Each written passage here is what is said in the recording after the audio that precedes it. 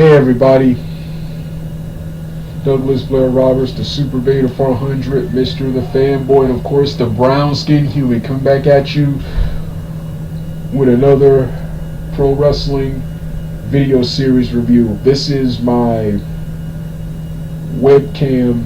This is my webcam intro to various webcam and off-camera match and show reviews of various editions of MLW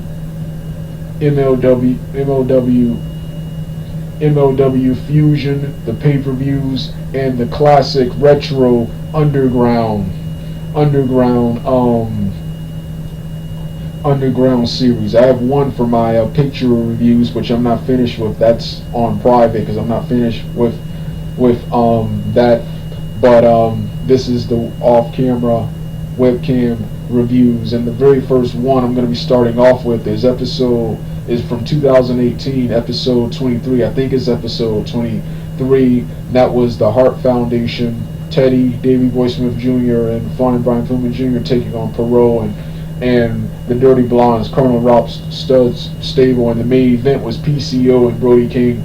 That's the first taping I'm going to be reviewing. That's one of my all-time favorite tapings that's still available. This will also be a rant because a lot of the tapings from MLW, unfortunately, have been removed. But this review for most part will be mostly positive. But I will use as one of my intros the Sonic "What I'm Made Of," and for some of the tapings that I thought were weak that I didn't enjoy, the "What I'm Made Of" will be used as the outro too. So what else?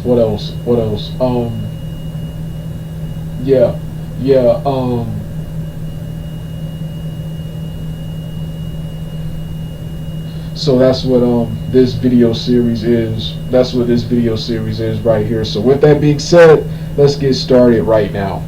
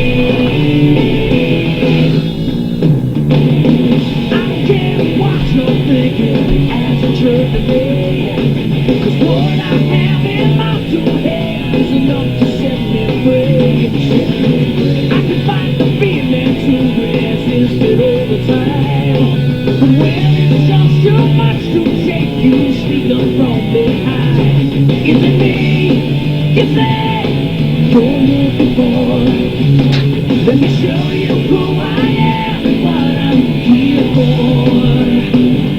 Here for. Hey, trying to reach inside of me, trying to take my energy. Let me show you just what I'm made of. Simple curiosity, trying to take your mind of me. Let me show you just what I'm made of now.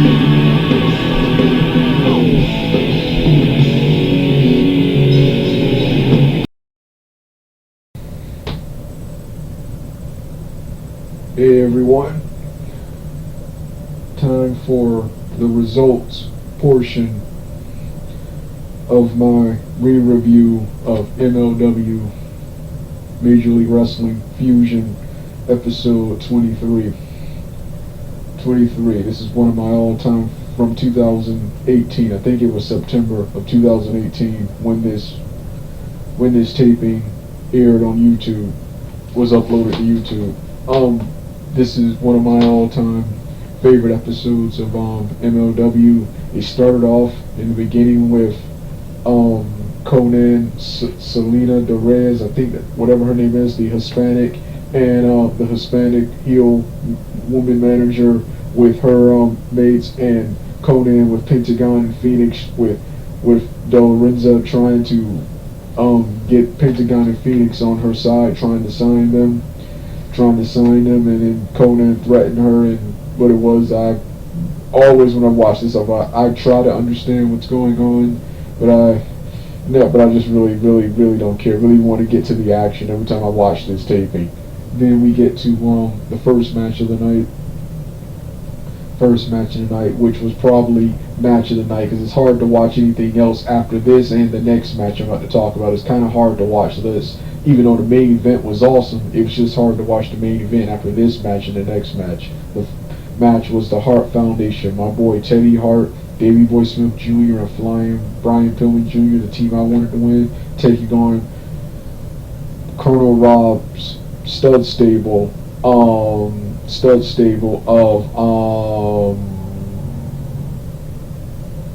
Perot, and I think the two other teams are the Dirty Blondes. What a phenomenal competitive six-man squash match to start the show. It was a squash match. The Hart Foundation controlled most of the offense in the match, but they let Perot and this stud stable members getting a bunch of shots, with Perot getting in the most. And you got to give it up to the stud stable too for taking all of these jaw-dropping moves and bumps in this match. But the Hart Foundation won, where Davey Boy Smith hit the power slam on one of the members for the I think Perot for the 1, 2, 3. And after the match, Colonel Rob Parker kicked Perot out of the group, and this was the last time we saw Perot in MLW. He's now in NWA Power. Yeah, missed the Hart Foundation in MLW. Davey Boy Smith Jr. is back in WWE, which I don't like, but that's a great thing for WWE, and at least I get to see him again. I hated that he was with All Japan Pro Wrestling. All Japan Pro Wrestling is in the toilet nowadays, and there's a shell of what it once was. Then you have who else?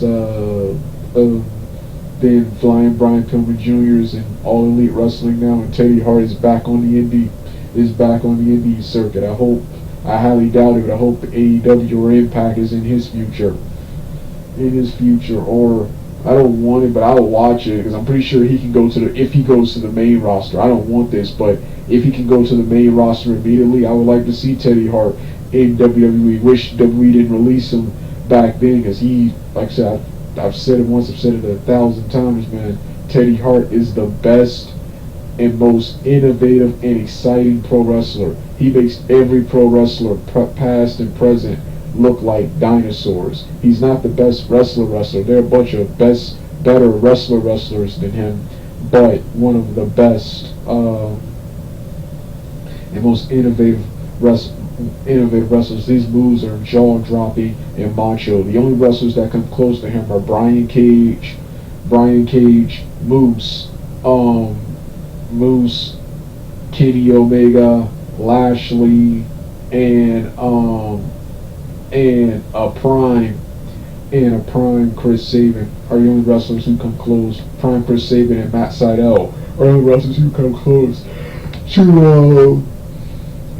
Teddy Hart. What else about then you got Davey Boy Smith, one of the biggest, toughest, and greatest technical wrestlers for his size. for his size and flying. Brian Pillman Jr., though he was the weak link of the group, but he is a chip off the old block, and he's just as good as and is a splitting image of the early days of his father, Brian Pillman Sr., who is now deceased. What else about this? What else about this? What else about these guys? And then so that was that. Then you got the second match of the night, which was Maxwell, Jacob Freeman, and Ariel, the heels, taking on the babyface team, the team I wanted to win of Hollywood's own Joey Ryan and Talia Valkyrie. This right here is one of my this right here, right after the Hart Foundation match, is my next favorite match. This was a good sports entertainment match. I love Joey Ryan. He is the perfect form of mid-card action comedy jobber. He probably can't be a world champion, but he has his place on the cards, and it sucks what happened to Joey Ryan. He's been blacklisted from wrestling for various sexual assault allegations. And yeah, I keep forgetting, but I gotta do a video on that sometime in the future. But it sucks that Joey Ryan is no longer in pro wrestling right now because of those sexual assault allegations made against him. But here, him and Talia Valkyrie performed well against MJF and Ariel. MJF and Ariel won when Joey Ryan was about to hit the flute shin music on kick onto MJF, but MJF pulled. What did MJF do? Oh yeah, he pulled the other guy. He pulled Talia Valkyrie in front of him. MJF pulled Talia Valkyrie in front of him. Then Ariel tried a low blow, and ended up hurting her hand. But this gave MJF the opening he needed for the schoolboy for the 1, 2, 3, and after this, I think he was attacked by Joey Janela, but I think he managed to get the jump on Joey Janela. I think that happened at this show.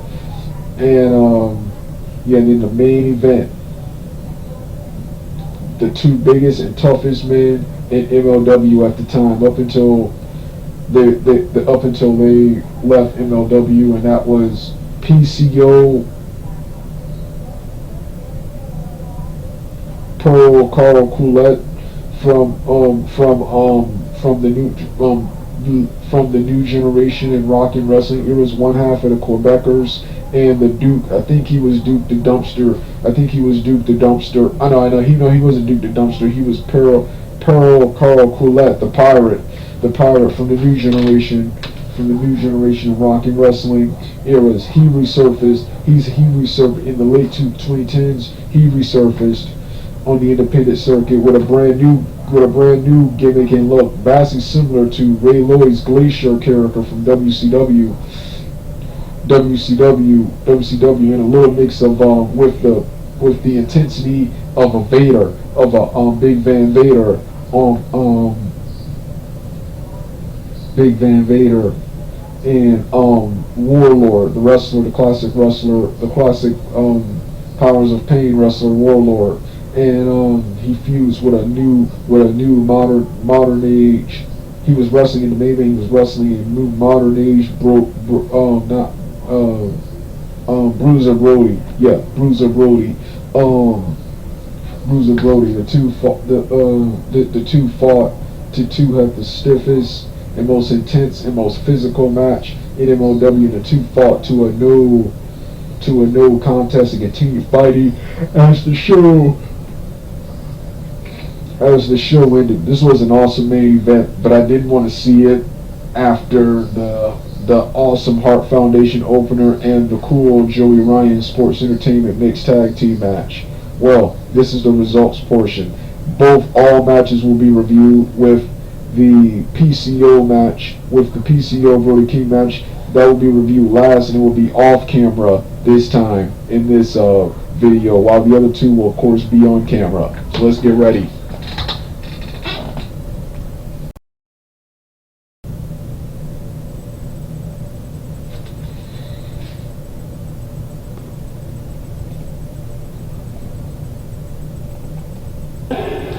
go. And here we go. Somebody, this kind of a matchup can favor somebody like Teddy Hart. Constant movement. Time for my constant chaos. re-review of the awesome episode. Pillman. All the way episode around, 23 of MLW Fusion, the epic six-man tag team squash match between the Hart Foundation, the team I wanted to win, Teddy Hart, Brodie King Jr., and Brian Pillman Jr. taking on Parole and 50 and Kona Rock partner Stud Stable. This was an awesome competitive squash match with the Hart Foundation controlling most of the offense, but still letting Parole and the other two hit a bunch of moves. And I also have to give Parole and the other two stud members credit for taking all of these brutal moves, and really started off with Davey Boy Smith and Teddy Hart, who did most of the work in the match.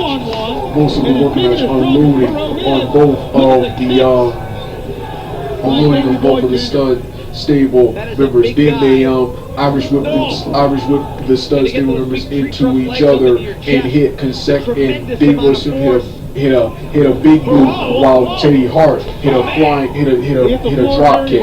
Hit a standing drop kick on one of them. Then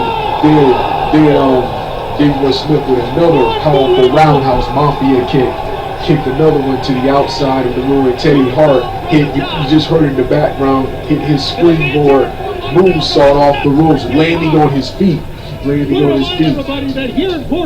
threw him back in the ring and kept unloading on him. Davey Boy Smith hit an awesome belly-to-belly back suplex onto one of the stud stable members. Then Brian Pillman took out both the stud stable members with the crossbody, and Parole caught him in a torture rack slam style of maneuver.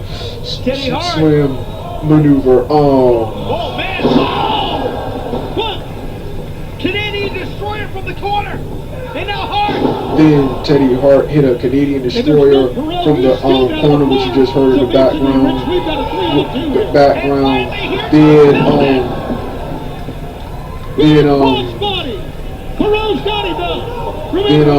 What was the finish? I can't remember the finish. Oh yeah. I know that the Hart Foundation won, but I can't remember what move they used to win. I know Davey Boy Smith, I think he hit a running power slam for the 1, 2, 3. I think that was the end. It is, and I apologize, man. This match is so awesome. I've watched it so many times. One of my all-time favorite matches. Like I said, I love watching Teddy Hart wrestle. He is one of the greatest and most innovative and coolest professional wrestlers around. He makes every wrestler in the business look like dinosaurs in comparison. Only Brodie King, Moose, Lashley, Kenny Omega, and Prime Chris Sabin come close to the awesomeness that was Teddy Hart. Well, Teddy Hart, the innovation awesome that Teddy Hart. There are a bunch of better wrestlers than Teddy Hart, but when it comes to innovation, movements, and excitement, there are only a few who come close to Teddy Hart, and those ones I just named were the ones. Well, this was the six-man tag team match. Get ready for the mixed tag team match coming next. Said he'll take care of it himself, and that might have been a bit of a mistake.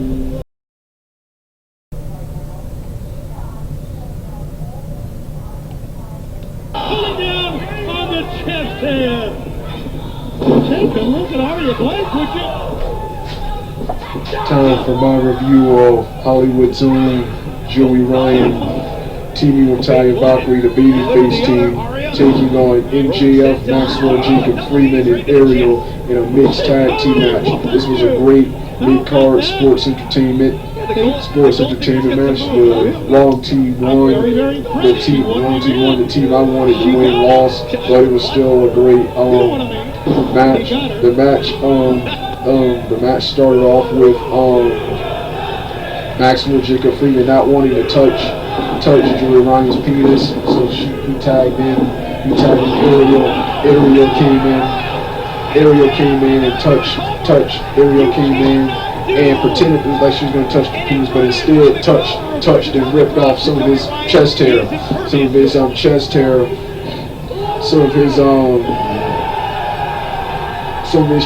Then I think she tried a low blow with a kick and hurt her leg. Then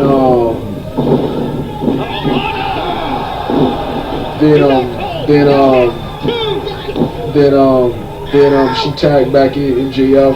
Joey Ryan tagged in Talia Valkyrie. Talia Valkyrie started unloading on MJF.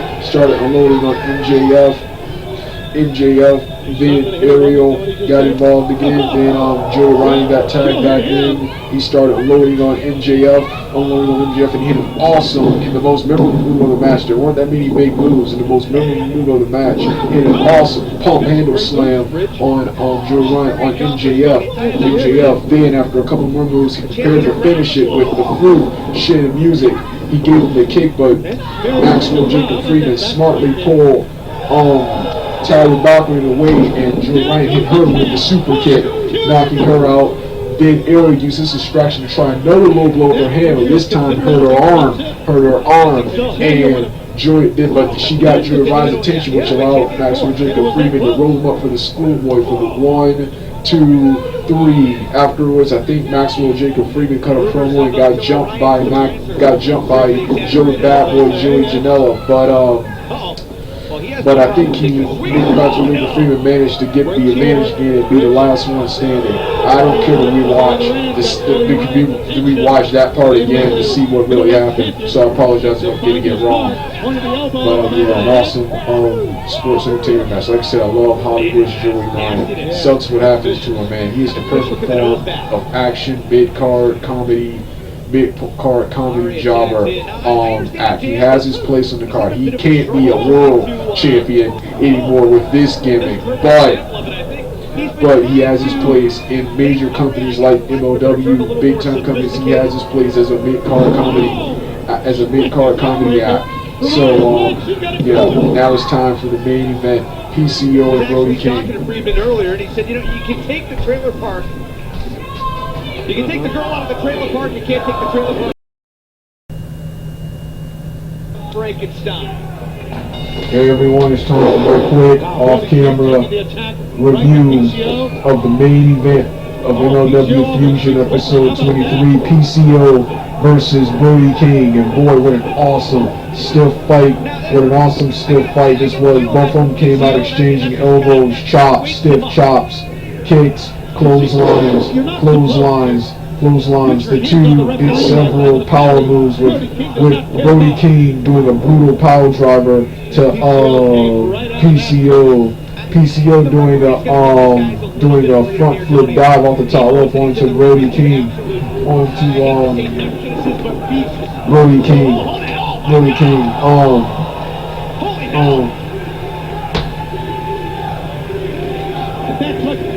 What makes PCO so dynamic? He's big, he's strong, but he can take flight. And obviously, if you see in the videos, he's impervious to pain. As I was saying, when King was stomping on him in the corner, like I said, these two exchanged stiff shots. This was an awesome match this was an awesome fight between two of the biggest and toughest men in MLW at the time, up until their release, which to this day I am still mad at Ring of Honor for. It was Ring of Honor signing these two and locking them in exclusive contracts, meaning they can only wrestle for Ring of Honor. They can only wrestle for companies like Ring of Honor and companies they have Ring of Honor as partnerships with, like New Japan and NWA Power, the National Wrestling Alliance. They had to cancel the rest of their remaining Major League Wrestling dates. It was that made me stop watching Ring of Honor. But anyway, this was an awesome fight with both men delivering stiff clotheslines, chops. Like I said, Brodie King delivered a brutal power driver to PCO. PCO did a front flip dive. As awesome as this main event was, watching it now, it's an awesome main event. But I do not want to see this after seeing the awesome Hart Foundation 6-man tag team match, squash opener, and then the following match, the Joey Ryan MJF mixed tag team sports entertainment style of match. I didn't want to see this. I didn't want to see this